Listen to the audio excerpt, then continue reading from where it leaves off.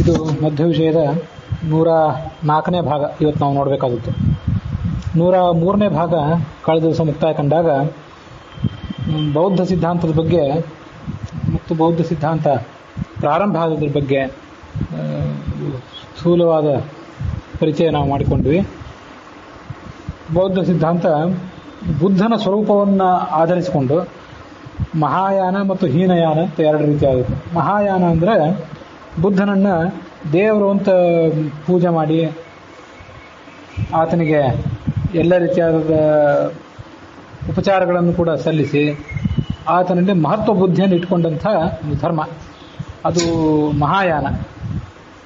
ಹೀನಯಾನ ಅಂತಂದರೆ ಬುದ್ಧನನ್ನು ನಮ್ಮಂತೆ ಒಬ್ಬ ಮನುಷ್ಯ ಮಾತ್ರ ಸಾಧನೆ ಮಾಡಿ ಮಹತ್ವ ಪಡ್ಕೊಂಡವನಷ್ಟೇ ಅಂತ ನಂಬುವಂಥದ್ದು ಪಂಥ. ಇಷ್ಟರ ಬಳಿಕ ಅವರಲ್ಲಿ 4 ವಿಭಾಗಗಳಿವೆ. ಮತ್ತೊಂದು ಕ್ರಮವನ್ನು ಅನುಸರಿಸಿ ಅದನ್ನು ಈಗ ನೋಡಬೇಕು. ಈ ಮುಂದೆ ನೋಡುವಂಥ ಕ್ರಮ ಏನಿದೆಯಲ್ಲ, ಇದು ಬುದ್ಧನ ಸ್ವರೂಪಕ್ಕೆ ಸಂಬಂಧಪಟ್ಟದ್ದಲ್ಲ. ಇದು ಅವರ ವಿಚಾರಧಾರೆಯನ್ನು ಅವಲಂಬಿಸಿಕೊಂಡದ್ದು. ಈ ಜಗತ್ತಿನ ಬಗ್ಗೆ, ಜಗತ್ತಿನ ಅಸ್ತಿತ್ವದ ಬಗ್ಗೆ ಅವರೇನು ಹೇಳ್ತಾರೆ ಅದನ್ನು ಹೊಂದಿಕೊಂಡಿದ್ದದ್ದು ಈ ಮುಂದಿನ ಸಂಗತಿ. ಮನ್ಯಂತೆ ಶೂನ್ಯಮೇವಾನ್ಯೇ ತತ್ವಮಾಗಮವೈರಿಣಃ ತತ್ ಮತ ಮಾಧ್ಯಮಿಕಾಸ್ತೇಪಿ ವ್ಯಕ್ತಾಶ್ಚನ್ನಾಹ ಇದಿದ್ವಯೇ. ಈ ಬೌದ್ಧ ವೇದಾಂತದಲ್ಲಿ ಶೂನ್ಯವೇ ತತ್ವ. ಇವರು ಆಗಮ ವೈರಿಣಃ, ವೇದಾಂತಕ್ಕೆ, ವೇದಗಳಿಗೆ, ಶಾಸ್ತ್ರಗಳಿಗೆ ಇವರು ವೈರಿಗಳಾದವರು. ಇವರಿಗೆ ಮಾಧ್ಯಮಿಕರು ಅಂತ ಹೆಸರು. ಈಗ ಈ ಶ್ಲೋಕದಲ್ಲಿ ಹೇಳ್ತಾ ಇರೋದು ಮಾಧ್ಯಮಿಕರನ್ನ. ಮಾಧ್ಯಮಿಕರು, ಯೋಗಾಚಾರರು, ಸೂತ್ರಾಂತಿಕರು, ವೈಭಾಷಿಕರು ಅಂತ ಹೀಗೆ ಒಟ್ಟು 4 ಪ್ರಭೇದಗಳಿವೆ ಅವರಲ್ಲಿ. ಯಾಕೆ 4 ಥರದ ವಿಚಾರಧಾರೆಗಳಲ್ಲಿ ಅವರಲ್ಲಿ ಹೊರಟವು ಅದನ್ನು ಈ ಮುಂದೆ ನೋಡಬೇಕು. ಜಗತ್ತು ಸತ್ಯನೋ ಅಸತ್ಯನೋ, ಈ ಜಗತ್ತಿನ ಯಾವ್ಯಾವ ಪದಾರ್ಥಗಳ ಜೊತೆಗೆ ಏನೇನು ಸಂಬಂಧ ಪಡ್ಕೊಂಡಿವೆ ಇದನ್ನು ವಿಚಾರ ಮಾಡೋದು ಈ ಎಲ್ಲ ವೇದಾಂತಿಗಳ ಕರ್ತವ್ಯ. ಅದನ್ನು ನಾವು ಕಳೆದ ದಿವಸ ನೋಡಿದ್ವಿ ಈ ಹಿಂದೆನೆ. ಸಂಯೋಗ, ಸಮವಾಯ ಮೊದಲಾದ ಸಂಬಂಧಗಳನ್ನು ಕೆಲವರು ಒಪ್ತಾರೆ, ಕೆಲವರು ಸಂಯೋಗ ಅನ್ನುವಂಥ ಒಂದನ್ನೇ ಒಪ್ತಾರೆ.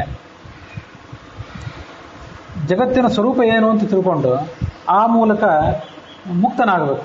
ಇದು ಪ್ರತಿಯೊಬ್ಬ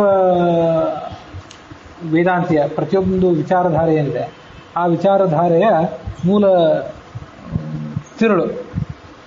ಈ ಬೌದ್ಧರು ಹೀಗೆ ನಂಬ್ತಾರೆ. ಸರ್ವಂ ಶೂನ್ಯಮಿತಿ ಮಾಧ್ಯಮಿಕಾ. ಮೊದಲನೆಯವರು ಏನಿದ್ದಾರಲ್ಲ ಅವರಲ್ಲಿ ಎಲ್ಲವೂ ಕೂಡ ಶೂನ್ಯವೇ. ಜಗತ್ತಿನಲ್ಲಿರುವಂಥ ಪ್ರತಿಯೊಂದು ವಸ್ತುವು ಶೂನ್ಯ. ಹೊರಗೂ ಏನೂ ಇಲ್ಲ, ಒಳಗೂ ಏನೂ ಇಲ್ಲ. ಇದನ್ನು ಮಾಧ್ಯಮಿಕರಾದವರು ಒಪ್ತಾರೆ. ಒಳಗೂ ಹೊರಗೂ ಅಂತ ಶಬ್ದ ಪ್ರಯೋಗ ಮಾಡಿದ್ದು ಏನನ್ನು ಸೂಚಿಸ್ತದೆ? ಒಳಗೂ ಶೂನ್ಯ, ಒಳಗೂ ಏನೂ ಇಲ್ಲ, ಹೊರಗೂ ಏನೂ ಇಲ್ಲ ಅಂತ ಹೇಳಿದ್ದೇನಿದೆಯಲ್ಲ, ಇದರ ಅರ್ಥ ಏನು ಅದೆಲ್ಲ ಮುಂದೆ ಗೊತ್ತಾಗ್ತದೆ. ಈ 4 ಕೂಡ ಮತ್ತಷ್ಟು ಸ್ಪಷ್ಟವಾಗಿ ಚಿತ್ರಣ ಮಾಡಿದಾಗ. ಭಾಷ್ಯಾರ್ಥಜಾತಂ ಶೂನ್ಯಮಿತಿ ಯೋಗಾಚಾರ. ಇನ್ನು ಮುಂದಿನವರು ಏನಿದ್ದಾರಲ್ಲ ಯೋಗಾಚಾರರು ಅಂತನ್ನುವರು, ಅವರಿಗೆ ಹೊರಗೆ ಕಾಣುವಂಥ ಎಲ್ಲ ವಸ್ತುಗಳು ಶೂನ್ಯ. ಹೊರಗೊಂದು ಗಡಿಗೆ, ಮತ್ತೊಂದು ಮನೆ, ಇಂಥವೇನೇನೋ ಕಂಡ್ರೆ ಅವೆಲ್ಲವೂ ಕೂಡ ಶೂನ್ಯ. ಅವು ಯಾವುವು ಇಲ್ಲದೇ ಇರುವಂಥವು, ವಾಸ್ತವಿಕವಾದ ಅಸ್ತಿತ್ವ ಅವುಗಳಿಗಿಲ್ಲ. ಆದರೆ ಒಳಗೆ ಅವುಗಳಿಗೆ ಅಸ್ತಿತ್ವ ಇದೆ.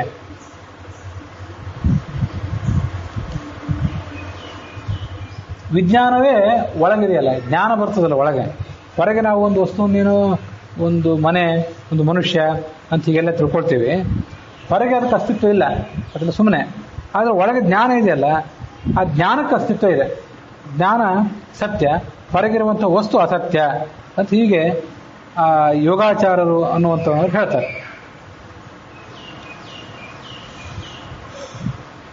ಇನ್ನು ಮುಂದಿನ ಮತ ಏನಿದೆ, ಸೌತ್ರಾಂತಿಕರು ಅಂತ ಅವರ ಮತ. ಒಂದು ವಸ್ತುವಿನ ಜ್ಞಾನ ಬಂದರೆ ಹೊರಗೆ ಒಂದು ಗಡಿಗೆಯನ್ನು ನೋಡಿದ್ವಿ, ಆ ಗಡಿಗೆಯೂ ಸತ್ಯ. ಹಾಗೆ ಒಳಗೆ ಅದರ ಜ್ಞಾನ ಬಂತಲ್ಲ ಅದು ಸತ್ಯ. ಒಳಗಿರುವಂಥ ಪ್ರತಿಯೊಂದು ವಸ್ತುವು ಸತ್ಯ, ಹೊರಗೆ ಕಂಡದ್ದು ಸತ್ಯ. ಆದರೆ ಆ ಹೊರಗೆ ಏನು ವಸ್ತುಗಳಿವೆಯಲ್ಲ, ನಾವು ನೋಡ್ತೀವಲ್ಲ, ಯಾವುದೋ ಒಂದು ಗಡಿಗೆ ನೋಡ್ತೀವಿ, ಒಂದು ಮನೆ ನೋಡ್ತೀವಿ, ಮನುಷ್ಯನನ್ನು ನೋಡ್ತೀವಿ, ಇದು ಯಾವುದನ್ನು ಪ್ರತ್ಯಕ್ಷದಿಂದ ತಿಳ್ಕೊಳ್ಳಿಕ್ಕೆ ಬರೋದಿಲ್ಲ. ಇದನ್ನು ತಿಳ್ಕೊಳ್ಬೇಕಾದ ಯಾವುದರಿಂದ ಅಂದರೆ ಅನುಮಾನದಿಂದ ತಿಳ್ಕೊಳ್ಬೇಕು ಅಂತ ಸೌತ್ರಾಂತಿಕರು ಅನ್ನೋರು ಅಭಿಪ್ರಾಯ ಪಡ್ತಾರೆ. ನಾಲ್ಕನೇದು ಏನಿದೆ, ವೈಭಾಷಿಕರು ಅನ್ನುವಂಥವ್ರ ಮತ. ಅವರ ಅಭಿಪ್ರಾಯಕ್ಕೆ ಅನುಸಾರವಾಗಿ ಒಳಗೂ ಸತ್ಯ, ಹೊರಗೂ ಸತ್ಯ, ಆದರೆ ಆ ಹೊರಗಿನ ವಸ್ತುಗಳನ್ನು ಪ್ರತ್ಯಕ್ಷದಿಂದಲೇ ತಿಳಿಯಬಹುದು. ಒಂದು ಗಡಿಗೆ, ಒಂದು ಮನೆ, ಈ ವಸ್ತುಗಳನ್ನು, ಇಂಥ ಸ್ಪಷ್ಟವಾದ ವಸ್ತುಗಳನ್ನು ನಾವು ಅನುಮಾನದಿಂದ ತಿಳ್ಕೊಳ್ಬೇಕಾದ ಅವಶ್ಯಕತೆ ಇಲ್ಲ.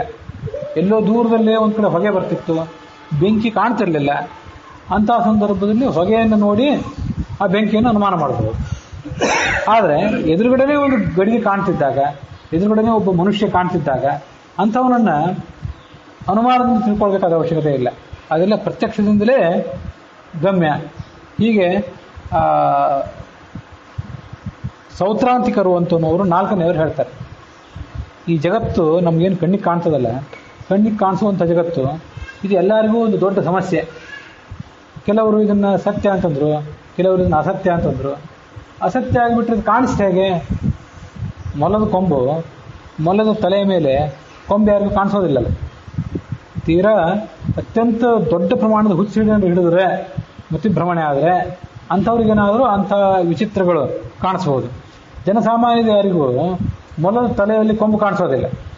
ಆದರೆ ನಮಗೂ ಎದುರಿಗಿರುವಂಥ ಒಂದು ಗಡಿಗೆ, ನೀರು, ಮನುಷ್ಯ, ಪ್ರಾಣಿ ಇವೆಲ್ಲ ಕಾಣಿಸ್ತದೆ. ನಿಮಗೂ ಕಾಣಿಸ್ತದೆ, ಇವ್ರಿಗೂ ಕಾಣಿಸ್ತದೆ, ಪಂಡಿತರಿಗೂ ಕಾಣಿಸ್ತದೆ, ಪಾಮರರಿಗೂ ಕಾಣಿಸ್ತದೆ. ಇದೆಲ್ಲ ಹೀಗೆಲ್ಲ ಇದ್ದಾಗ ಇದನ್ನು ಅಸತ್ಯ ಅಂತ ಯಾಕೆ ಹೇಳಬೇಕು, ಸತ್ಯ ಅಂತಲೇ ಹೇಳಬೇಕು ಅಂತ ಕೆಲವರು.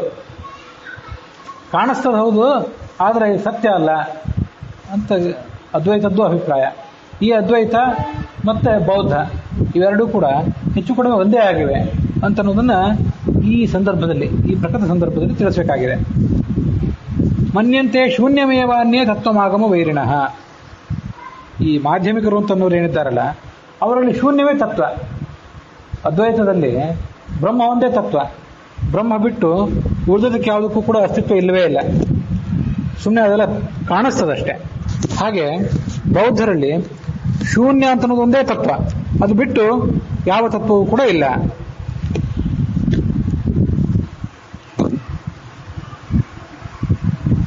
ತತ್ವಂ ಆಗಮ ವೈರಿಣಃ ಮತ ಮಾಧ್ಯಮಿಕಾಸ್ತೇಪಿ. ಅವರಿಗೆ ಮಾಧ್ಯಮಿಕರು ಅಂತ ಹೆಸರು. ಅವರು ವೇದಕ್ಕೆ ವಿರೋಧಿಗಳು.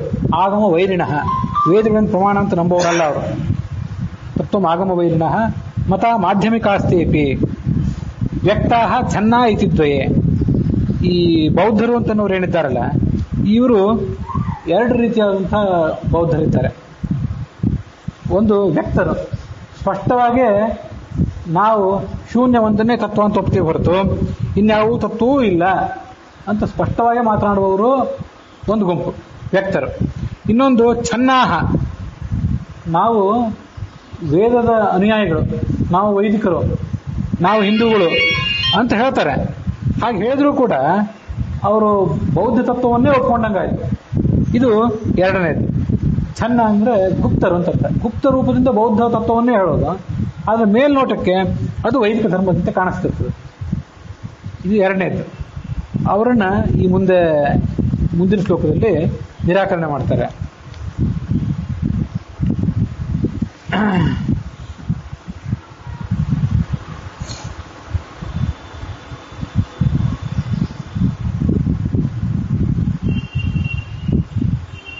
ಈ ಯೋಗಾಚಾರ ಮತ್ತು ಸೂತ್ರಾಂತಿಕರು, ಮಾಧ್ಯಮಿಕರು, ವೈಭಾಷಿಕರು ಅಂತ ಹೀಗೆಲ್ಲ ಇದೆಯಲ್ಲ, ಅದಕ್ಕೆ ಒಂದೊಂದು ರೀತಿಯಾದಂಥ ಅರ್ಥವನ್ನು ಕೊಡ್ತಾರೆ. ಆ ಹೆಸರುಗಳು ಬರಲಿಕ್ಕೆ ಅದೆಲ್ಲ ಸುಮ್ಮನೆ ಆಕಸ್ಮಿಕವಾದ ಹೆಸರಲ್ಲ, ಅದಕ್ಕೊಂದು ಅರ್ಥನೂ ಇದೆ ಅಂತಂತಾರೆ. ಅದನ್ನು ಹೀಗೆ ನೋಡಬೇಕು. ಯೋಗಾಚಾರ ಅಂತಿದೆಯಲ್ಲ, ಯೋಗ ಮತ್ತು ಆಚಾರ ಅಂದರೆ ಏನು? ಆಚಾರ ಅಂತಂದರೆ ಗುರುಗಳು ಹೇಳಿದ್ದನ್ನು ಒಪ್ಪಿಕೊಳ್ಳುವುದು, ಅದಕ್ಕೆ ಆಚಾರ ಅಂತ ಕರೀತಾರೆ.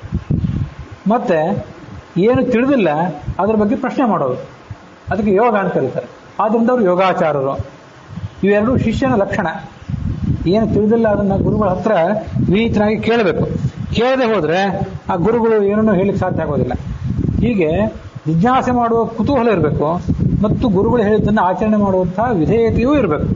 ಅವರಿಬ್ಬರನ್ನು ಈ ಎರಡು ಗುಣಗಳನ್ನು ಒಳಗೊಂಡಂಥ ಪಂಥ ಏನಿದೆ ಅವರನ್ನು ಯೋಗಾಚಾರರು ಅಂತ ಕರೀತಾರೆ.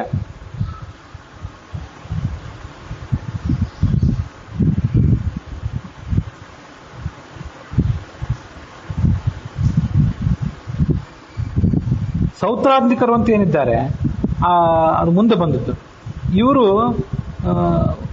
ಹೊರಗೆ ಕಾಣಿಸುವಂಥ ಗಡಿಗೆ ಒಂದು ಮನೆ ಇಂಥವೆಲ್ಲ ಸತ್ಯ ಹೌದು, ಆದರೆ ಅದನ್ನ ನಾವು ಪ್ರತ್ಯಕ್ಷದಿಂದ ತಿಳ್ಕೊಳ್ಳಿಕ್ಕೆ ಸಾಧ್ಯ ಇಲ್ಲ, ಅನುಮಾನದಿಂದಲೇ ತಿಳ್ಕೊಳ್ಬೇಕು. ಹೀಗೆ ಅವ್ರದ್ದು ಅಭಿಪ್ರಾಯ ಇದೆ. ಬುದ್ಧ ಉಪದೇಶ ಕೊಟ್ಟಂಥ ಸೂತ್ರಗಳೇನಿವೆ ಆ ಸೂತ್ರಗಳ ಮೂಲಕ ಇದನ್ನೆಲ್ಲ ತೀರ್ಮಾನ ಮಾಡಬೇಕು. ಬುದ್ಧ ದೇಶನ ಸೂತ್ರಾಣಂ ಅಂತಹ ನಿರ್ಣಯ. ಬುದ್ಧನು ಉಪದೇಶ ಮಾಡಿದಂಥ ಸೂತ್ರಗಳೇನಿವೆ ಆ ಸೂತ್ರಗಳ ಮೂಲಕ ಇದನ್ನೆಲ್ಲ ತಿಳ್ಕೋಬೇಕು. ಮತ್ತು ಆ ಸೂತ್ರಗಳ ಅಭಿಪ್ರಾಯ ಏನು, ಹೊರಗಿನ ಯಾವ ವಸ್ತುವನ್ನು ಪ್ರತ್ಯಕ್ಷದಿಂದ ತಿಳ್ಕೊಳ್ಳಿಕ್ಕೆ ಬರೋದಿಲ್ಲ, ಅನುಮಾನದಿಂದಲೇ ತಿಳ್ಕೋಬೇಕು ಅಂತ ಸೌತ್ರಾಂತಿಕರು ಅಭಿಪ್ರಾಯ ಪಡ್ತಾರೆ.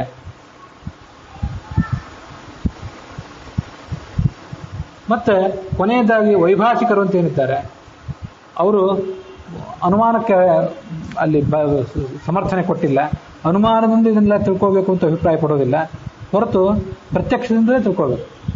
ಪ್ರತ್ಯಕ್ಷಕ್ಕೆ ಏನೂ ಬೆಲೆ ಇಲ್ಲದೆ ಹೋದರೆ ಅನುಮಾನದಿಂದ ಏನನ್ನಾದ್ರೂ ತಿಳ್ಕೊಳ್ಳಿಕ್ಕೆ ಹೇಗೆ ಸಾಧ್ಯ?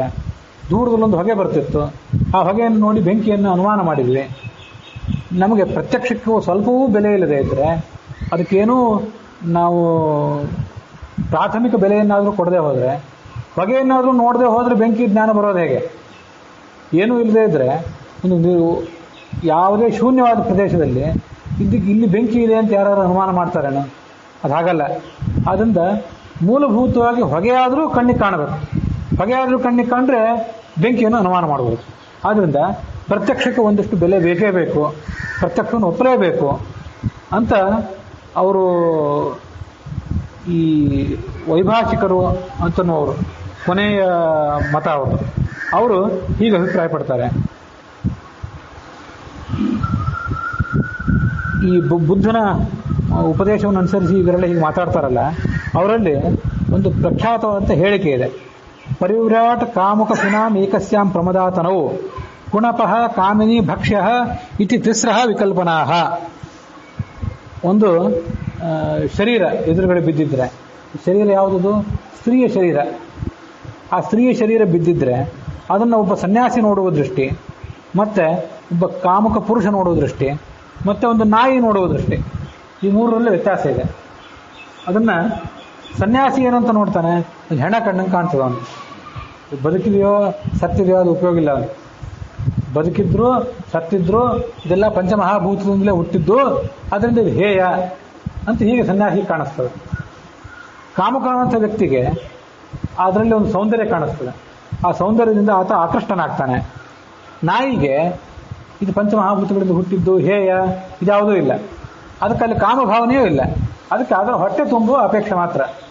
ಅದರಿಂದ ಅದು ಮಾಂಸದ ಒಂದು ಮುದ್ದೆ ಅಂತ ಕಾಣಿಸ್ತದೆ. ಕುಣಪಃ ಕಾಮಿನಿ ಭಕ್ಷ್ಯ ಇತಿ ತ್ರಿಸ್ರಃ ವಿಕಲ್ಪನಾಃ. ನಮಗೆ ಈ ಸುತ್ತಮುತ್ತಲ ನಾವು ನಾನಾ ಥರದ ಕೆಲಸ ಮಾಡ್ತೀವಲ್ಲ, ಯಾರನ್ನೋ ಕರಿತೀವಿ, ಯಾರನ್ನೋ ಮಾತಾಡಿಸ್ತೀವಿ, ಹೋಗ್ತೀವಿ, ಬರ್ತೀವಿ, ಇವೆಲ್ಲ ವ್ಯವಹಾರ ಇದೆಯಲ್ಲ, ಇದೆಲ್ಲ ಸ್ವಪ್ನದಂತೆ, ಕೇವಲ ಕಲ್ಪನೆ ಮಾತ್ರ, ವಾಸ್ತವಿಕ ಅಲ್ಲ. ಇದು ವಸ್ತುತಃ ಶೂನ್ಯವೇ ತತ್ವ. ಶೂನ್ಯ ಅಂದೇನು? ಅದ್ವೈತಿಗಳು ಯಾವುದನ್ನು ಬ್ರಹ್ಮ ಅಂತಂತಾರೆ, ಅದೇ ಸ್ಥಾನದಲ್ಲಿ ಇವರು ಶೂನ್ಯ ಅಂತ ಹೇಳಿದ್ರು. ಬೌದ್ಧ ಸಿದ್ಧಾಂತದ ಶೂನ್ಯವು ಅದ್ವೈತ ವೇದಾಂತದ ಬ್ರಹ್ಮವು ಒಂದೇ ಥರ.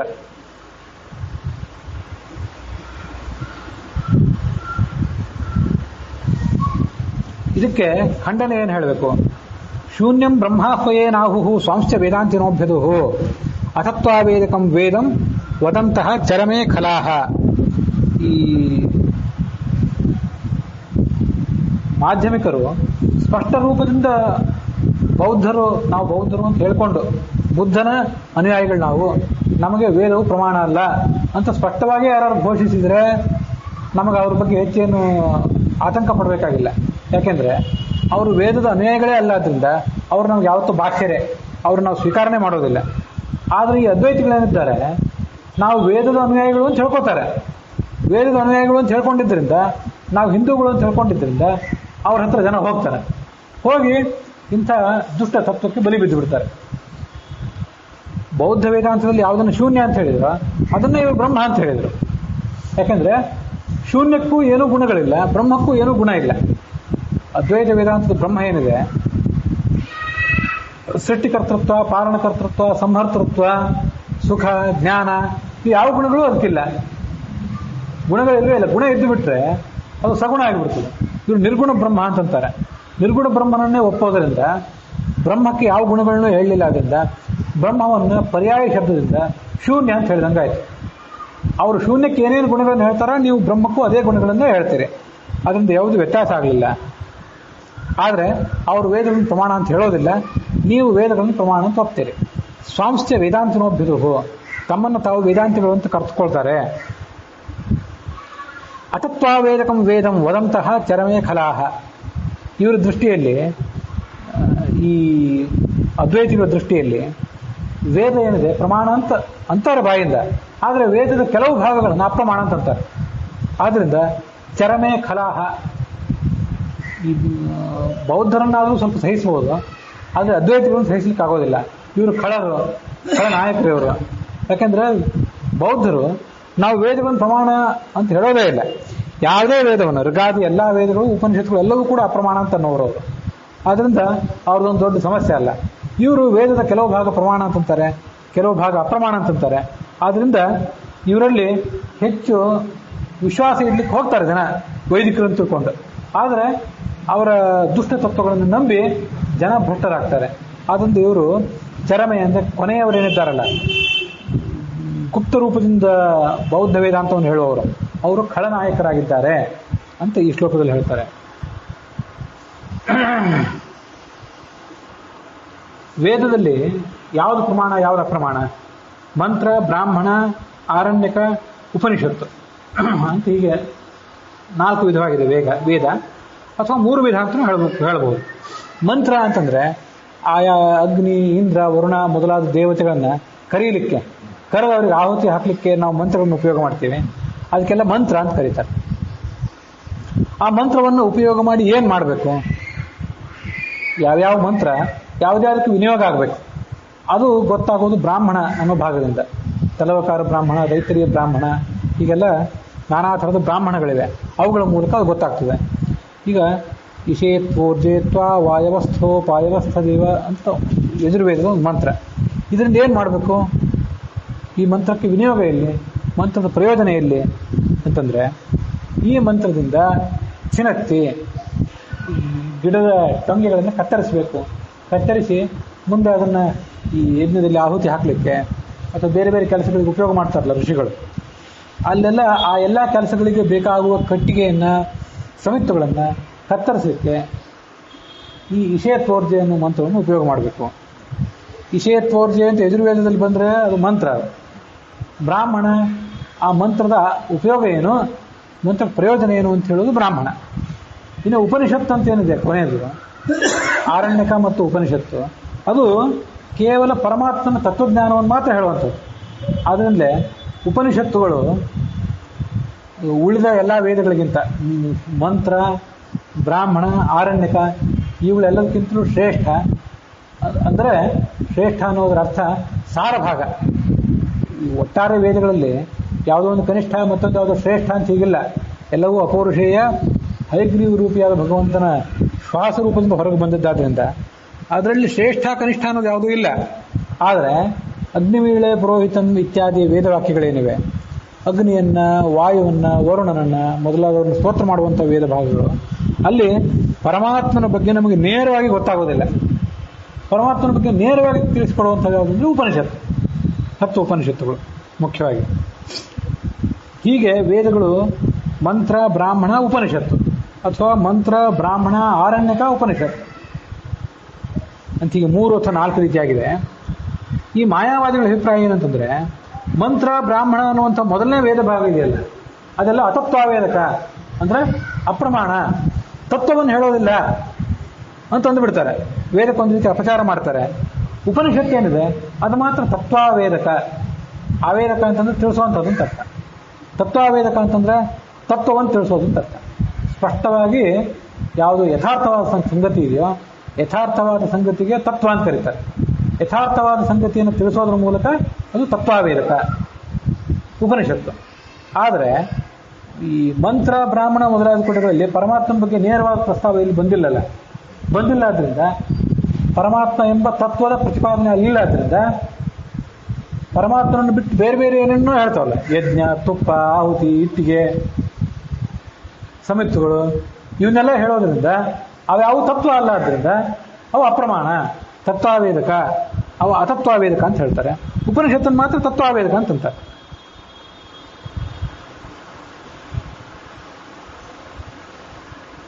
ಹೀಗೆ ವೇದಗಳನ್ನೇ ಕೆಲವು ತತ್ವಾವೇದಕ, ಕೆಲವು ಅತತ್ವಾವೇದಕ ಅಂತ ವಿಭಾಗ ಮಾಡಿಬಿಡ್ತಾರೆ. ಆದ್ರಿಂದ ಇವರನ್ನ ಖಲರು, ದುಷ್ಟರು. ಯಾಕೆಂತಂದ್ರೆ ಸಕಲ ವೇದಗಳನ್ನು ಅವರು ಪ್ರಮಾಣ ಅಂತ ಹೇಳಬೇಕಾಗಿತ್ತು, ಅದನ್ನ ಹೇಳ್ತಾ ಇಲ್ಲ. ವೇದೇಶ ಸರ್ವೈರಹಮೇವ ವೇದ್ಯೋ ಅಂತ ಭಗವದ್ಗೀತಾದಲ್ಲಿ ಕೃಷ್ಣ ಘೋಷಣೆ ಮಾಡಿದ. ಅಷ್ಟಾದರೂ ಕೂಡ ಎಲ್ಲ ವೇದಗಳ ಮುಖ್ಯ ತಾತ್ಪರ್ಯನಾದ ಭಗವಂತನನ್ನು ಇವರು ಅರ್ಥಕೊಳ್ಳಿಲ್ಲ. ಆದ್ರಿಂದ ಇವರು ವೇದಗಳನ್ನು ಪ್ರಮಾಣ ಅಂತ ಒಪ್ಪಿಯೂ ಕೂಡ ವೈದಿಕರು ಅಂತ ಕರೆಸ್ಕೊಳ್ಳಿಕ್ಕೆ ಯೋಗ್ಯರಲ್ಲ, ಅವೈದಿಕರೇ ಇವರು. ಅವೈದಿಕರು ಅಂತ ಸ್ಪಷ್ಟವಾಗಿ ಹೇಳ್ಕೊಂಡು ಬಿಟ್ಟಿದ್ರೆ ತೊಂದರೆ ಇರ್ತಿರ್ಲಿಲ್ಲ. ವೈದಿಕರು ಅಂತ ಬಾಯಿಂದ ಹೇಳ್ಕೋತಾರೆ, ಜನರಿಗೆ ಮೋಸ ಆಗುವಂತ ವರ್ತನೆ ಮಾಡ್ತಾರೆ. ಆದರೆ ಅವೈದಿಕರಂತ ಒಳಗಿನ ತಿರುಳಿದೆ. ಅದರಿಂದ ಇವ್ರನ್ನ ಖಳರು ಅಂತ ಹೇಳಿದ್ವಿ.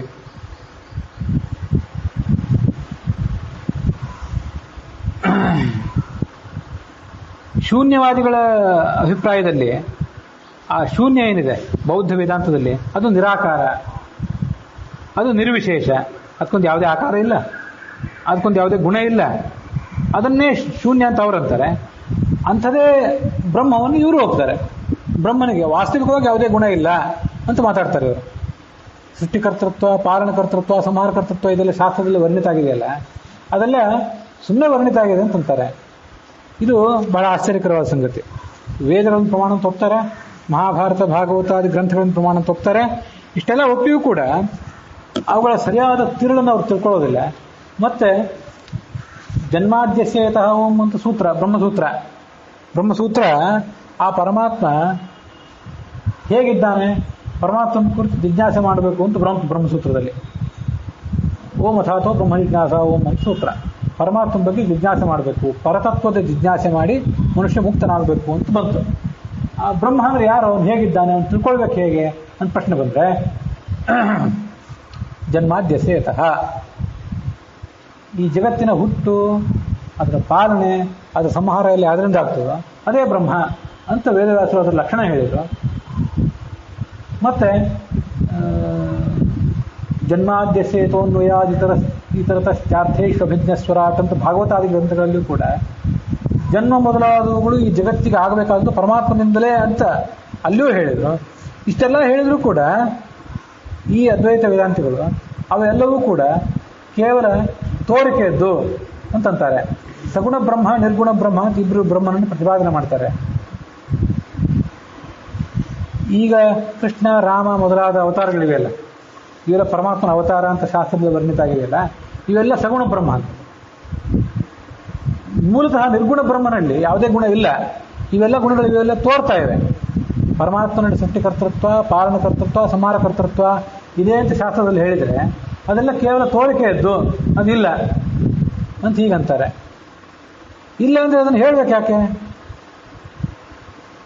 ಪರಮಾತ್ಮನಲ್ಲಿ ಯಾವ ಗುಣಗಳು ಇಲ್ಲ ಅಂತ ಆದ್ಮೇಲೆ ಅವನನ್ನು ಹೇಳ್ಬೇಕು ಯಾಕೆ ಅಂತ ಒಂದು ಪ್ರಶ್ನೆ ಬರ್ತದಲ್ಲ. ನಿರ್ವಿಶೇಷಂ ಪರಂ ಬ್ರಹ್ಮ ಸಾಕ್ಷಾತ್ಕರ್ತು ಮನೀಶ್ವರಾಹ ಯೇ ಮಂದಾಹ ತೇನು ಕಂಪ್ಯಂತೆ ಸವಿಶೇಷ ನಿರೂಪಣಾತ್ ಅಂತ ಅದ್ವೈತ ವೇದಾಂತದಲ್ಲಿ ಬರುವಂಥ ಒಂದು ಶ್ಲೋಕ. ನಮಗೆ ನಿರ್ಗುಣ ಬ್ರಹ್ಮನನ್ನು ಉಪಾಸನೆ ಮಾಡಲಿಕ್ಕೆ ಆಗೋದಿಲ್ಲ. ನಿರ್ಗುಣ ಬ್ರಹ್ಮ ಅಂದ್ರೆ ಏನು ಅಂತ ನಮಗೆ ಬುದ್ಧಿಗೆ ನಿಲ್ಕೋದಿಲ್ಲ. ನೀವು ನಮ್ಮಲ್ಲಿ ಮಂದಿರಕ್ಕೆ ಬನ್ನಿರಿ, ನಾವು ನಿರ್ಗುಣ ಬ್ರಹ್ಮನ ಬಗ್ಗೆ ನಿಮ್ಗೆ ಉಪದೇಶ ಕೊಡ್ತೀವಿ, ಪ್ರವಚನ ಕೊಡ್ತೀವಿ ಅಂತ ಹೇಳಿಬಿಟ್ರೆ ಆ ನಿರ್ಗುಣ ಬ್ರಹ್ಮನ ಬಗ್ಗೆ ಏನು ಪ್ರವಚನ ಕೊಡ್ಲಿಕ್ಕೆ ಸಾಧ್ಯ? ರಾಮಾಯಣ ಮಹಾಭಾರತಗಳನ್ನು ಹೇಳಲಿಕ್ಕೆ ಕೂತ್ಕೊಂಡ್ರೆ ಕೃಷ್ಣ ಹೀಗೆ ಅವತಾರ ಮಾಡಿದ, ಇಂತಿಂಥ ಕಾರ್ಯಗಳನ್ನು ಮಾಡಿದ, ಅವನ ಇಂತಿಂಥ ಕಾರ್ಯಕ್ಕೆ ಇಂತಿಂಥ ಉದ್ದೇಶಗಳಿವೆ, ಇದನ್ನೆಲ್ಲ ಹೇಳ್ಬೋದು. ಅಂತೂ ಪರಮಾತ್ಮನಲ್ಲಿ ಏನಾದರೂ ಒಂದು ವೈಶಿಷ್ಟ್ಯ ಇದ್ದರೆ ಆ ವೈಶಿಷ್ಟ್ಯವನ್ನು ಪ್ರವಚನಕಾರನಾದವನು ಶ್ರೋತೃಗಳಿಗೆ ಹೇಳ್ಬೋದು, ಗುರುಗಳಾದವರು ಶಿಷ್ಯರಿಗೆ ಹೇಳ್ಬೋದು. ಅಲ್ಲಿ ಏನೂ ಇಲ್ಲ ಅಂದಮೇಲೆ ಏನನ್ನು ಹೇಳೋದು? ಶೂನ್ಯ ಅಂತ ಒಂದು ಶಬ್ದ ಪ್ರಯೋಗ ಮಾಡಿದ್ರೆ ಆಯ್ತಲ್ಲ. ಈ ಮಠದಲ್ಲಿ, ಈ ರಾಯರ ಮಂದಿರದಲ್ಲಿ ಶೂನ್ಯದ ಬಗ್ಗೆ ಪ್ರವಚನ ನಡೆಸಲಾಗುವುದು ಅಂತ ಬೋರ್ಡ್ ಹಾಕಿಬಿಟ್ರೆ ಮುಗಿದಾಯ್ತು. ಮತ್ತು ಆ ಶೂನ್ಯದ ಬಗ್ಗೆ ಹೆಚ್ಚಿಂದ ಏನು ಹೇಳೋದಿದೆ? ಹೇಳೇನು ಉಪಯೋಗ? ಏನೂ ಇಲ್ಲವೇ ಇಲ್ಲಲ್ಲ ಹೇಳಲಿಕ್ಕೆ. ಇಂಥ ಭ್ರಾಂತಿಗಳು ನಮಗೆ ಕೇಳೋರಿಗೆ ನಮಗಿದು ಆಶ್ಚರ್ಯ ಅಂತ ಅನ್ನಿಸ್ತದೆ. ಯಾಕಂದರೆ ನಾವು ಅಲ್ಲಿ ಹುಟ್ಟಿಲ್ಲ ಆದ್ದರಿಂದ, ಅದರ ಬಗ್ಗೆ ನಮಗೊಂದು ಅಭಿಮಾನ ಇಲ್ಲ ಆದ್ದರಿಂದ ನಮಗಿದು ಯಾಕೆ ಇಂಥ ಅಸಸ್ಯವಾದ ತತ್ವಗಳನ್ನು ಹೇಳ್ತಾರಲ್ಲ ಅಂತ ಆಶ್ಚರ್ಯ ಅನ್ನಿಸ್ತದೆ. ಆಗ ಅಲ್ಲಿ ಹುಟ್ಟಿದವರಿಗೆ ಇದೆಲ್ಲ ಸರಿ ಅಂತ ಕಾಣಿಸ್ತದೆ. ಏನಂತಾರೆ ಅವರು ಅಂತಂದರೆ, ನಿಮಗೆ ನಿರ್ಗುಣ ಬ್ರಹ್ಮನ ಉಪಾಸನೆ ಮಾಡಿರಿ ಅಂತ ಹೇಳಿಬಿಟ್ರೆ ಅದು ಮೊದಲನೇ ಹಂತದಲ್ಲಿ ರುಚಿಸೋದಿಲ್ಲ. ಅದಕ್ಕಾಗಿ ಸಗುಣ ಬ್ರಹ್ಮನ ಉಪಾಸನೆ ಮಾಡಿರಿ ಅಂತ ಹೇಳ್ಕೊಡ್ತಾರೆ. ಸಗುಣ ಬ್ರಹ್ಮನ ಉಪಾಸನೆ ಅಂತಂಬುದು ನಿರ್ಗುಣ ಬ್ರಹ್ಮನ ಉಪಾಸನೆ ಮೆಟ್ಟಿಲು. ಅದಕ್ಕಾಗಿ ಸಗುಣ ಬ್ರಹ್ಮ ಯಾರು ಅಂದರೆ ರಾಮ. ಅವನು ಹುಟ್ಟಿ ಬಂದ, ಅವನು ಇಂಥ ಕಾರ್ಯಗಳನ್ನೆಲ್ಲ ಮಾಡಿದ, ರಾವಣನನ್ನು ಕೊಂದ, ಸೀತೆಯನ್ನು ಮರಳಿ ತಂದ, ಅವನೇ ಕೃಷ್ಣನಾಗಿ ಹುಟ್ಟಿದ, ಗೋಪಸ್ತ್ರೀಯ ರೀತಿ ವಿಹಾರ ಮಾಡಿದ, ಪಾಂಡವರನ್ನು ಕಾಯ್ದ. ಇದೆಲ್ಲ ಹೇಳಿದರೆ ಸಗುಣ ಬ್ರಹ್ಮನ ನಿರೂಪಣೆ ಇದು. ನೀವು ಕೇಳಿ ಬಹಳ ಆನಂದ ಆಯಿತು. ಪರಮಾತ್ಮನ ಮಹಿಮೆಯನ್ನು ನೆನೆದು ಭಾವಪರವಶರಾಗಿ ನಾವು ಸಂತೋಷಪಟ್ಟೆವು. ಇಷ್ಟೆಲ್ಲ ಆದಮೇಲೆ ಇದೆಲ್ಲ ಮೆಟ್ಟಿರೋದು. ಇದನ್ನೆಲ್ಲ ಏರಿದ್ಮೇಲೆ ಪರಮಾತ್ಮ ರಾಮನಾಗಿ ಅವತಾರ ಮಾಡಿದ್ದು ಸುಳ್ಳು, ಕೃಷ್ಣನಾಗಿ ಅವತಾರ ಮಾಡಿದ್ದು ಸುಳ್ಳು, ಅವನು ಸೀತೆಯನ್ನು ಮದುವೆ ಆಗಿದ್ದು ಸುಳ್ಳು, ರುಕ್ಮಿಣಿಯನ್ನು ಮದುವೆ ಆಗಿದ್ದು ಸುಳ್ಳು, ದ್ರೌಪದಿಗೆ ರಕ್ಷಣೆ ಕೊಟ್ಟದ್ದು ಸುಳ್ಳು, ಪಾಂಡವರನ್ನ ಕಾಪಾಡಿದ್ದು ಸುಳ್ಳು, ಇದು ಯಾವುದೂ ಇಲ್ಲ ಅಂತ ಕೊನೆಗೆ ಹೇಳ್ಬಿಡೋದು. ಇದನ್ನ ಅಲಂಕೃತ ಶಿರಚ್ಛೇದ ಅಂತ ಕರೀತಾರೆ. ವ್ಯಕ್ತಿಗೆ ಚೆನ್ನಾಗಿ ಒಳ್ಳೆ ಊಟ ಮಾಡಿಸಿ, ಸ್ನಾನ ಮಾಡಿಸಿ, ಅಭ್ಯಂಗ ಸ್ನಾನ ಮಾಡಿಸಿ, ಅವನು ಒಳ್ಳೆಯ ಬಟ್ಟೆ ಬರೆ ಮೊದಲಾದವುಗಳನ್ನು ಹಾಕಿ ಅಲಂಕಾರ ಮಾಡಿ, ತಲೆ ಮೇಲೆ ಕಿರೀಟ ಇತ್ಯಾದಿಗಳನ್ನಿಟ್ಟು ಒಳ್ಳೆಯ ಭೋಜನ ಮಾಡಿಸಿ ಅವನು ಸಂತೃಪ್ತನಾಗಿದ್ದಾಗ ಅವನು ತಲೆ ಕತ್ತರಿಸ್ಬಿಡೋದು. ತಲೆ ಕತ್ತರಿಸೋದೇ ಉದ್ದೇಶ. ಇಷ್ಟೆಲ್ಲ ಮಾಡಿ ಅಲಂಕಾರ ಮಾಡಿ ಅವನು ತಲೆ ಕತ್ತರಿಸೋದು. ಹೀಗೆ ಅದನ್ನು ಹೇಳೋರಿದ್ದಾರೆ. ವಸ್ತುತಃ ರಾಮಾಯಣ, ಮಹಾಭಾರತ, ಭಾಗವತಾದಿಗಳು ವೇದೋಪಬ್ರಹ್ಮಣಾರ್ಥಾಯ, ಇಲ್ಲ ವೇದಗಳಿಗೆ ಹೇಗೆ ಅರ್ಥ ಮಾಡಬೇಕು ಅಂತ ತೋರಿಸಲಿಕ್ಕಾಗಿರುವಂಥ ಗ್ರಂಥಗಳು. ಇವೆಲ್ಲ ಗ್ರಂಥಗಳು ಕೇವಲ ಸಗುಣ ಬ್ರಹ್ಮಣ ನಿರೂಪಣೆ ಅಂತಂತಾರೆ. ಉಪನಿಷತ್ತು ಮಾತ್ರ ಕೇವಲ ನಿರ್ಗುಣ ಬ್ರಹ್ಮನ ನಿರೂಪಣೆ. ರಾಮಾಯಣ ಮಹಾಭಾರತಾದಿ ಗ್ರಂಥಗಳೆಲ್ಲ ಕೇವಲ ಸಗುಣ ಬ್ರಹ್ಮನ ನಿರೂಪಣೆ ಅಂತಂತಾರೆ. ನನಗಿದ್ನೆಲ್ಲ ಓದಿದಾಗ ಎಷ್ಟು ಆಶ್ಚರ್ಯ ಅನ್ನಿಸ್ತದೆ ಅಂತಂದರೆ, ಪರಮಾತ್ಮ ಚತುರ್ಬಾಹವಾಗಿದ್ದಾನೆ, ಪೀತಾಂಬರ ಹುಟ್ಟಿದ್ದಾನೆ, ಅವನ ಮುಗುಳ್ನಗೆ ಇದೆ, ಅವನಿಗೆ ಸುಂದರವಾದಂಥ ಕಣ್ಗಳಿವೆ ಅಂತೆಲ್ಲ ಎಷ್ಟೆಷ್ಟೆಲ್ಲ ವರ್ಣನೆ ಮಾಡ್ತಾರಲ್ಲ. ಇದೆಲ್ಲ ಸುಳ್ಳು ಅಂತಾಗಿದ್ದರೆ, ಇದೆಲ್ಲ ಕೇವಲ ಸಗುಣ ಬ್ರಹ್ಮನ ನಿರೂಪಣೆ ಅಂತಾಗಿದ್ದರೆ, ಇದನ್ನೆಲ್ಲ ಪರಮಾತ್ಮನ ಕುರಿತಾಗೇ ಯಾಕೆ ಮಾಡಬೇಕು? ನಾವೀಗ ಇನ್ನೊಂದು ಕಾವ್ಯ ಬರೆಯೋಣ, ಒಂದು ಹೊಸದೊಂದು ದೊಡ್ಡದೊಂದು ಕಾವ್ಯ, 1,00,000-2 ಲಕ್ಷ ಶ್ಲೋಕಗಳಿರುವಂಥ ಒಂದು ದೊಡ್ಡ ಕಾವ್ಯ ನಾವು ಬರೆಯೋಣ. ಅದರಲ್ಲಿ ಏನು ಅಂತಂದರೆ, ನಿಮ್ಮನ್ನು, ನಮ್ಮನ್ನು, ಇಲ್ಲಿ ಕುತ್ಕೊಂಡಂಥ ಇವರನ್ನು ಯಾರನ್ನು ವರ್ಣನೆ ಮಾಡೋದು. ನೀಲ ರೂಪ ಉಳ್ಳವರು, ಮುಗುಳ್ನಗೆ ಉಳ್ಳವರು, ಇವರು 101 ಅವತಾರಗಳನ್ನು ಎತ್ತಿದ್ದಾರೆ. ಅವರಿಗೆ 16,108 ಆಗದೇ ಇದ್ದರೂ ಒಂದು 50 ಜನ ಆದರೂ ಪತ್ನಿಯರಿದ್ದರು. ಇವರು ತಮ್ಮ ಅವತಾರ ಕಾಲದಲ್ಲಿ 1000 ಜನ ಭಕ್ತರನ್ನು ಕಾಪಾಡಿದ್ದಾರೆ. ಇವರಿಗೆ ಅತೀಂದ್ರಿಯ ಶಕ್ತಿ ಇತ್ತು ಅಂತ ನಿಮ್ಮ ಬಗ್ಗೆ ಒಂದು ಕಾವ್ಯ ಬರೆಯೋದು. ನಿಮ್ಮ ಬಗ್ಗೆ ಕಾವ್ಯ ಬರೆದ್ರು ಅದು ಸುಳ್ಳೆ ಕೊನೆಗೆ. ಈಗ ಗೊತ್ತು, ಈಗಲೇ ಗೊತ್ತು. ಪರಮಾತ್ಮನ ಬಗ್ಗೆ ಬರೆದ್ರು ಕೂಡ ಇಷ್ಟೇ, ಕೊನೆಗೂ ಆಗಿದ್ದಿಷ್ಟೇ. ಇಷ್ಟು ಆಶ್ಚರ್ಯ ಅಂತ ಅನಿಸ್ತದೆ ನನಗೆ ಇದನ್ನು ನೋಡಿ. ಬರಿಬೇಕಾಗಿತ್ತು ಯಾಕೆ ವೇದವ್ಯಾಸದೇವರು ಅವನ ಬಗ್ಗೆ? ಅವನ ಭಾಗವತಾದಿಗಳಲ್ಲಿ ಅವನು ಎಷ್ಟು ಅವತಾರಗಳನ್ನು ವರ್ಣನೆ ಮಾಡಿದ್ದಾರೆ, ಯಾವ್ಯಾವ ಅವತಾರದ ಪ್ರಯೋಜನ ಏನು, ಯಾವ್ಯಾವ ಅವತಾರದ ಕಾರ್ಯ ಏನು. ಸರ್ವಕೃಚ್ಚಾಪಿ ಹಯಗ್ರೀವಾದಿ ರೂಪಕಃ ಜ್ಞಾನಾದಿ ರಕ್ಷಕೋ ವಿಷ್ಣು. ಎಲ್ಲ ರೂಪಗಳಿಂದಲೂ ಎಲ್ಲವನ್ನೂ ಮಾಡುವ ಕೆಲಸ, ಒಂದು ಶಕ್ತಿ ಆತನಿಗಿದೆ. ಆದರೆ ಹಯಗ್ರೀವ ರೂಪದಿಂದ ಭಗವಂತ ಜ್ಞಾನದ ರಕ್ಷಣೆಯ ಕೆಲಸವನ್ನು ಮಾಡ್ತಾನೆ. ಪರಶುರಾಮಾದಿ ರೂಪದಿಂದ ಜ್ಞಾನ ಕೊಡುವ ಕೆಲಸ ಮಾಡ್ತಾನೆ. ಹಯಗ್ರೀವ ರೂಪ ಮತ್ತು ಪರಶುರಾಮ ರೂಪದಿಂದ ಜ್ಞಾನ ಕೊಡುವ ಕೆಲಸ ಮಾಡ್ತಾನೆ. ಕೃಷ್ಣಾದಿ ರೂಪಗಳಿಂದ ನಮ್ಮ ದೋಷಗಳನ್ನು ನಾಶ ಮಾಡ್ತಾನೆ. ಕೃಷ್ಣಾದಿ ದೋಷನಾಶಕ, ಕೃಷ್ಣ ರೂಪ ಮೊದಲಾದದ್ದು ದೋಷನಾಶಕ ಅಂತ ಹೇಳಿದರು. ಹಯಗ್ರೀವಾದಿ ರೂಪಗಳು ಜ್ಞಾನ ರಕ್ಷಕ ಅಂತ ಹೇಳಿದರು. ಪರಶುರಾಮಾದಿ ರೂಪಗಳು ಜ್ಞಾನದಾಯಕ ಅಂತ ಹೇಳಿದರು. ಹಾಗಾದರೆ ಇವೆಲ್ಲ ಸುಳ್ಳೇ ಅಂತ ಅದರಿಂದಲೇ ಹೇಳಬೇಕಾಗಿತ್ತು. ಯಾಕೆ ಹೇಳಿದ್ರೆ ಸುಮ್ಮನೆ ಇರ್ಬೋದಿತ್ತಲ್ಲ. ಇದೆಲ್ಲ ವಾಸ್ತವಿಕವಾಗಿ ಅಯಥಾರ್ಥ, ಇಲ್ಲದೇ ಇರುವ ಸಂಗತಿಗಳು. ಇಲ್ಲದೇ ಇರುವ ಸಂಗತಿಗಳು ಅಂತಂದಮೇಲೆ ನೀವು ನಮ್ಮ ಎದುರು ಕೂತಂಥ ನೀವು ಪ್ರಧಾನಮಂತ್ರಿಗಳು, ನೀವು ರಾಷ್ಟ್ರಪತಿಗಳು, ನಿಮಗಿಂತ ವೈಭವ ಇದೆ ಅಂತ ಸುಮ್ಮನೆ ಹೇಳಿದಂಗಲ್ಲ. ಇದನ್ನು ಜನ ಯಾರು ಕೇಳಲಿಕ್ಕೆ ಬರ್ತಾರೆ? ಇಷ್ಟು ಅಸಂಗತವಾಗಿ ವೇದವ್ಯಾಸರ ದೇವರು ಮಾತಾಡಿದಂತೆ. ಕೃತಯುಗದಲ್ಲಿ ಶುದ್ಧ ರೂಪದಿಂದ ಇರ್ತಾನೆ ಪರಮಾತ್ಮ, ದ್ವಾಪರ ಯುಗದಲ್ಲಿ ಆತ, ತ್ರೇತಾಯುಗದಲ್ಲಿ ಆತ ರಕ್ತ ರೂಪದಿಂದ ಇರ್ತಾನೆ. ಕೃತೆ ಶುಕ್ಲ ಚತುರ್ಬಾಹು, 4 ಕೈಗಳು ಅವನಿಗೆ, ಮತ್ತೆ ಬಿಳಿ ಬಣ್ಣದಿಂದ ಇರ್ತಾನೆ. ತ್ರೇತಾಯುಗದಲ್ಲಿ ತ್ರೇತಾಯಾಮ್ ರಕ್ತವರ್ಣೋತ್ಸವ, ಕೆಂಬಣ್ಣದಿಂದ ಇರ್ತಾನೆ. ದ್ವಾಪರ ಯುಗದಲ್ಲಿ ಶ್ಯಾಮ ವರ್ಣದಿಂದ ಇರ್ತಾನೆ. ಮತ್ತೆ ಕಲಿಯುಗದಲ್ಲಿ ಕೃಷ್ಣ ರೂಪದಿಂದ ಇರ್ತಾನೆ. ಇಷ್ಟೆಲ್ಲ ಭಾಗವತದಲ್ಲಿ ಹೇಳಿದರು. ಭಗವಂತ ನಿರಾಕಾರ ನಿರ್ಗುಣ ಅಂತ ಅನ್ಬೇಡ್ರಿ. ಬೌದ್ಧ ಶೂನ್ಯ ಏನಿದೆ ಆ ಶೂನ್ಯದಂತೆ ಅಲ್ಲ ನಮ್ಮ ಬ್ರಹ್ಮ. ಇವನು ಸಗುಣ ಸಾಕಾರ ಅಂತ ಅನ್ನೋದನ್ನು ಪ್ರತಿಪಾದನೆ ಮಾಡಲಿಕ್ಕಾಗಿ ಅಷ್ಟು ಹೇಳಿದರು. ಚತುರ್ಬಾಹು ಅಂತ ಹೇಳಿದರು. ಮತ್ತೆ ಈ ನಿರ್ಗುಣತ್ವ ನಿರಾಕಾರತ್ವ ಇದೇನಿದೆ ಇದ್ರ ಬಗ್ಗೆ ಭ್ರಾಂತಿಯನ್ನು ಪರಿಹಾರ ಮಾಡಲಿಕ್ಕಾಗಿಯೇ ವಿಶ್ವರೂಪ ದರ್ಶನ ಮಾಡಿಸಿದ ಭಗವಂತ. ಇಷ್ಟು ಮಾಡಿಸಿಯೂ ಕೂಡ ಆ ಇಡೀ ವಿಶ್ವರೂಪ ದರ್ಶನ ಎಲ್ಲ ವ್ಯರ್ಥ ಅಂತ ಹೇಳಿದಂಗೆ ಆಯ್ತು. ಈಗ ವಿಶ್ವರೂಪ ದರ್ಶನ, ಭಗವಂತ ವಿಶ್ವರೂಪ ದರ್ಶನ ಮಾಡಿಸಿದ್ದಕ್ಕೂ PC ಸರ್ಕಾರ ಎಲ್ಲ ಒಂದು 1000 ಜನ ಸೇರಿಸ್ಕೊಂಡು ಜಾದೂ ಮಾಡಿದ್ದಕ್ಕೂ ಯಾವುದೇ ವ್ಯತ್ಯಾಸ ಇಲ್ಲ ಅಂತ ಆಯ್ತು. ಇದನ್ನು ಮಾಡಬೇಕಾಗಿತ್ತು ಯಾಕೆ ಪರಮಾತ್ಮ? ಅದನ್ನ ತಾನೇ ಮತ್ತೊಂದು ರೂಪದಿಂದ ಬರೀಬೇಕಾಗಿತ್ತು ಯಾಕೆ? ವೇದಗಳನ್ನು ವಿಭಾಗ ಮಾಡಬೇಕಾಗಿತ್ತು ಯಾಕೆ? ಅದಕ್ಕೆ ಸೂತ್ರಗಳನ್ನು ಬರೀಬೇಕಾಗಿತ್ತು ಯಾಕೆ? ಇದೆಲ್ಲ ಸಗುಣ ಬ್ರಹ್ಮದ ನಿರೂಪಣೆ ಆಗಿದ್ರೆ, ಮತ್ತು ಇದೆಲ್ಲ ಸುಳ್ಳು ಕೇವಲ ಮೆಟ್ಟಿಲು ಮಾತ್ರ ಅಂತ ಆಗೋದಾಗಿದ್ರೆ, ಮಕ್ಕಳಿಗೆ ಸಕ್ಕರೆ ತಿನ್ನಿಸಿ ಆಮೇಲೆ ಔಷಧ ತಿನ್ನಿಸ್ತಾರೆ. ಉದ್ದೇಶ ಏನು? ಔಷಧ ತಿನ್ನಿಸೋದು. ಸಕ್ಕರೆ ತಿನ್ನಿಸೋದು ಅದ್ರ ಉದ್ದೇಶ ಅಲ್ಲ.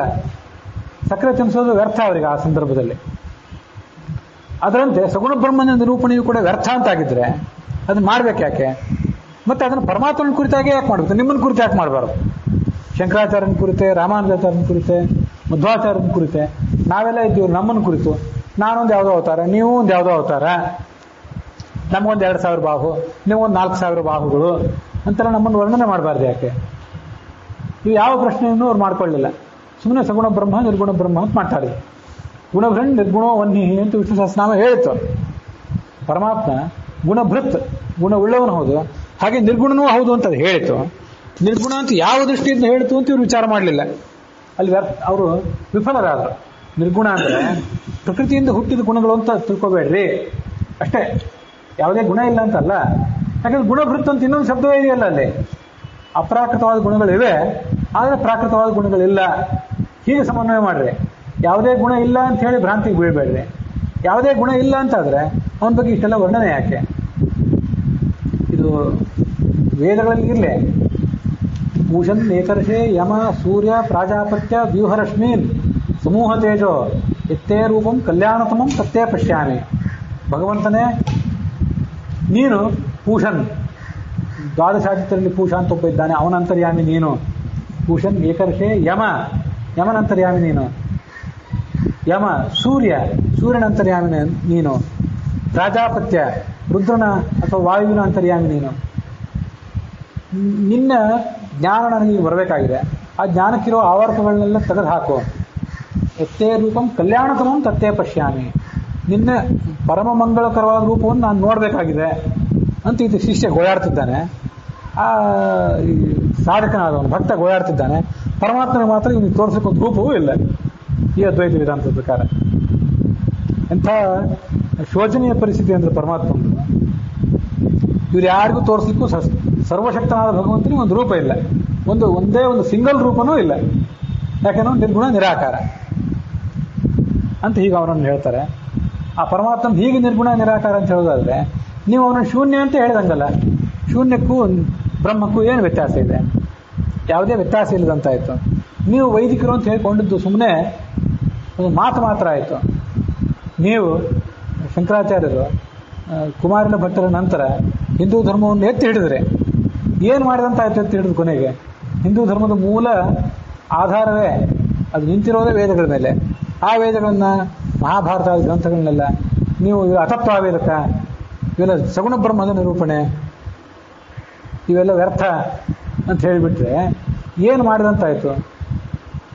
ವಾಸ್ತವಿಕವಾಗಿ ವೇದಗಳಿಗೆ ಏನು ನ್ಯಾಯ ಒದಗಿಸಿದಂತಾಯ್ತು ನೀವು? ಅತತ್ವಾವೇದಕಂ ವೇದಂ ವದಂತಹ ಚರಮೇಖಲಾಹ. ಪರತತ್ವ ವಿವರ್ತತ್ವಾತ್ ಅಪರಸ್ಯ ಅಖಿಲಸ್ಯ ಚ ಅವಿಶೇಷತ್ವತಶ್ಚಾಸ್ಯ ನಾಂತರಂತರ ಮೀತಯೋಹೋ. ಬೌದ್ಧ ವೇದಾಂತದಲ್ಲಿ ಪರತತ್ವ ವಿವರ್ತತ್ವಾತ್, ಆ ಶೂನ್ಯದಿಂದ ಇವೆಲ್ಲ ಈ ಜಗತ್ತೆಲ್ಲವೂ ಕೂಡ ತೋರಿದೆ ಅಷ್ಟೆ. ಶೂನ್ಯದಿಂದಲೇ ನಿರ್ಮಾಣ ಆಗಿದೆ.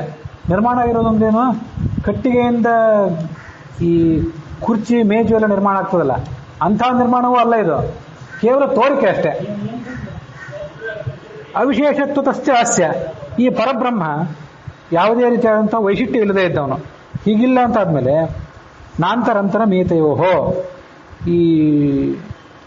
ಇವೆರಡೂ ಮತಗಳಿಗೆ, ಬೌದ್ಧ ಮತ ಮತ್ತು ಈ ಅದ್ವೈತ ವೇದಾಂತ, ಇವೆರಡಕ್ಕೂ ಕೂಡ ಯಾವುದೇ ವ್ಯತ್ಯಾಸ ಇಲ್ಲದಂತಾಯಿತು. ಆದ್ದರಿಂದ ಬೌದ್ಧರು ಆ ವೇದಗಳನ್ನು ಪ್ರಮಾಣ ಅಂತ ಒಪ್ಪಿಯೂ ಕೂಡ ಅಪ್ರಮಾಣ ಅಂತ ಒಪ್ಪಿದಂತೆ ಆಯಿತು ಅಂತ ಅವ್ರನ್ನ ಖಂಡನೆ ಮಾಡ್ತಿದ್ದಾರೆ. ಹೀಗೆ ಆಚಾರ್ಯರು ಅವರನ್ನು ನಾನಾ ಥರದಿಂದ ಖಂಡನೆ ಮಾಡಿದರಂತೆ. ಅಖಂಡ ಖಂಡನನ್ಯಾಯಾದ ಅಖಂಡಮಪಿ ಖಂಡಯನ್, ಸಂಪೂರ್ಣವಾಗಿ ಅವರನ್ನು ಖಂಡತುಂಡ ಮಾಡಿದರು. ಅಖಂಡಯದ ಅಖಂಡಜ್ಞ, ಅಖಂಡಜ್ಞ ಅಂದರೆ ಪೂರ್ಣ ಪ್ರಜ್ಞೆ, ಖಂಡ ಅಂದರೆ ತುಂಡು, ಸ್ವಲ್ಪ ಸ್ವಲ್ಪ ಜ್ಞಾನ ಅಲ್ಲ ಅವರಿಗೆ, ಮಧ್ವರ ಜ್ಞಾನ ತುಂಡು ತುಂಡಾದ ಜ್ಞಾನ ಅಲ್ಲ, ಪೂರ್ಣವಾದ ಜ್ಞಾನ. ಜಯಾಂಶ್ಚ ಅಖಂಡ ದೃಶಃ, ಇವರೆಲ್ಲ ದೇವತೆಗಳ ದ್ವೇಷಿಗಳು, ಮೂಲ ಸ್ವರೂಪದಲ್ಲಿ ರಾಕ್ಷಸರು. ಅಂಥ ಬೌದ್ಧರನ್ನು ಮತ್ತೆ ಅದ್ವೈತಿಗಳನ್ನು ಆಚಾರ್ಯರು ನಿರಾಕರಿಸಿದರು. ಆಖಂಡಲ ಅಂದರೆ ಇಂದ್ರನ ದ್ವೇಷಿಗಳು. ಇದನ್ನು ಪ್ರತಿಪಾದನೆ ಮಾಡಿದವರು ಮೂಲತಃ ವ್ಯಕ್ತಿಗಳಿದ್ದಾರಲ್ಲ, ಈಗ ಅನ್ಯಾಯ ಅದನ್ನು ನಂಬಿಕೊಂಡು ಬಂದವರಲ್ಲ, ಇವ್ರು ಕೆಲವು ಸಜ್ಜನರು ಇದ್ದಿರಬಹುದು. ಮೂಲ ಅದನ್ನು ಪ್ರತಿಪಾದನೆ ಮಾಡಿದವರು ಅವರೆಲ್ಲ ರಾಕ್ಷಸರು, ತಾಮಸ ಸ್ವಭಾವ ಇದ್ದವರು. ಅಂಥವ್ರನ್ನ ಆಚಾರ್ಯರು ನಿರಾಕರಣೆ ಮಾಡಿದರು ಅನ್ನುವಲ್ಲಿಗೆ 15ನೇ ಸರ್ಗದ 27ನೇ ಶ್ಲೋಕದೊಂದಿಗೆ ಇವತ್ತಿನ ಈ ಭಾಗ ಸಮಾಪ್ತಿಯನ್ನು ಕಂಡಿದೆ.